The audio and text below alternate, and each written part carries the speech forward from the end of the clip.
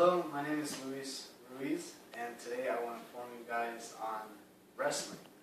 Wrestling is what a lot of people think WWE. They always think some really big guy just slamming a chair against somebody else. But in fact, it's a lot more than that. The specific type of wrestling I'm going to introduce you guys to is folk style wrestling. I'm going to talk about its history, the rules of it, and the equipment used in the sport. Folk style wrestling began in the colonial era when immigrants from Europe were coming to America to make the little colonies. The main purpose of wrestling was to show the superiority of another colony from another colony, so each colony had their own champions. They would compete at festivals for cash prizes. The rules for wrestling were basically to score as many points as you can by the end of the three rounds, which each round was 2 minutes each. You either won by points or you won by pinning them. Pinning a person was when both shoulder blades touched the mat for at least a second. And after that, whoever pinned the other person would win the match. The way to win by points, you had to take down your opponent, which would give you 2 points. Escape would give you 1 point. A reversal would give you another 2 points.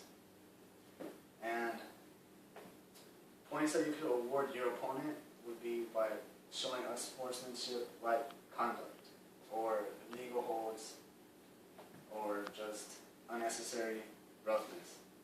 For each one of those, the first time you would receive 1 point taken off. The second time would also be a point off, but then the third time you would give your opponent 2 points. And after the fourth time, you would be disqualified. So every time you did that, your opponent would be gaining points for your mistakes. Another thing that you can give your opponent points would be stalling. Stalling is when you're running away from the match or you're just not doing anything during the competition. The first time you get a warning. The second time, it would be the same pattern as the other rules. If you don't move or attempt to wrestle back the first time, you get 1 point awarded to your opponent. The next time, another point awarded to your opponent. The third time, 2 points awarded to your opponent. The fourth time, disqualified. In wrestling, there are only 3 pieces of equipment that you're wearing. First piece of equipment would be headgear. Headgear is used to protect your ears from getting hit.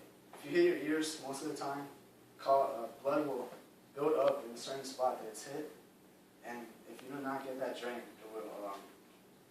it will harden and is known as something as cauliflower ear. The other thing you wear are wrestling shoes.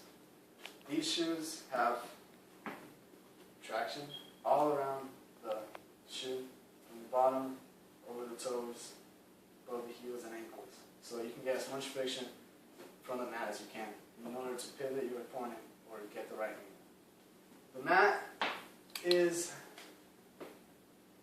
28 feet in diameter, and it includes 1 to 4 inches in thickness. The last piece of equipment is something a lot of people like to make fun of, which would be the really tight spandex looking outfits. The outfit is skin tight due to the fact so you can't use clothing to your advantage.